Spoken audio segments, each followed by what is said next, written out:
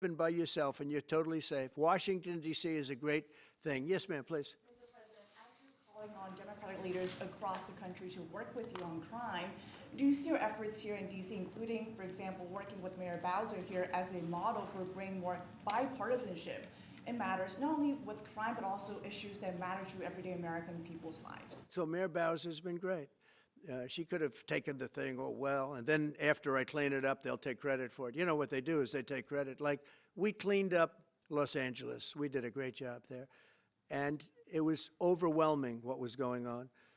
And again, the police chief made a statement that we could not have done, there's no way they could handle it. You saw what was happening out there. It was going to be a disaster. We stopped it cold. If we didn't do that, would have been a very sad day. And you know, remember, we have the Olympics, we have the World Cup, we have all these things coming, and we have 250, all of these things coming. But I watched Newsroom get up and say, he's doing a great, he's not, we're the ones that did it, and that's okay, whatever it takes, but the main thing is but he got up and said, we did it.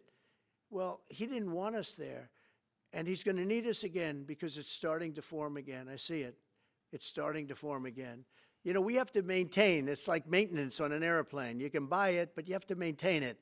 And if you don't maintain it, a good plane becomes very unsafe very quickly. So it's an honor to do it. A lot of presidents wouldn't do what I'm doing. I don't need this heat. But when I watched television last night and I'm watching the news and I see that 9 people were killed in Chicago and 54 were badly wounded with bullets, I say, that's not this country. We have to do something. And I do say this, I say this very much. I'm not speaking to anybody but them right now. I would love to receive calls from governors and mayors saying they need help. We'll help them. We have a lot of people. We have a great force. We have a great military force. You know, Pete will tell you that when I was running for office, and this was a big headline, I think, you know, probably got me a couple of votes, but you couldn't sign people in the military. Nobody wanted to join the military, the Army, Air Force, the Navy, Marines, Space Force, Coast Guard. We never forget Coast Guard because they've done such a great job. Never.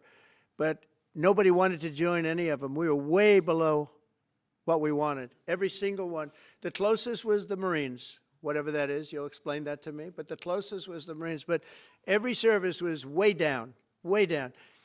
And then I got elected, and our country is the hottest country anywhere in the world right now. Everybody's talking about the USA. They're talking about the job that we're doing. Everybody. We have the best economy. We have a very, very important decision being made by the Supreme Court because our country is the richest, the strongest, the most powerful. But if for some reason some liberal court, I'm talking about the court that just ruled, where even an Obama judge voted in favor of us, which I gave him a compliment yesterday, as you know. I said that took great courage. But it's a liberal court, and it's going up to the Supreme Court, who I think have been incredible people. I think they've made very wise decisions. But the tariff question, because without the tariffs, this country is in serious, serious trouble. We've taken in almost $17 trillion of investment is coming in. Most of it is coming because of tariffs. And if for some reason somebody wanted to be politically correct, I actually think it's unpolitically correct. I think politically correct is to approve it because there's nothing so popular as what's happened to our country. Our country is doing so well. But we had a liberal court gave us a very shocking ruling, and that ruling is basically saying that the trillions of dollars that are pouring into our country, putting us in a position like no country is anywhere in the world, that they'd like to see us that taken away. By the way, a lot of the people behind that lawsuit, that particular, are from foreign countries, I might add.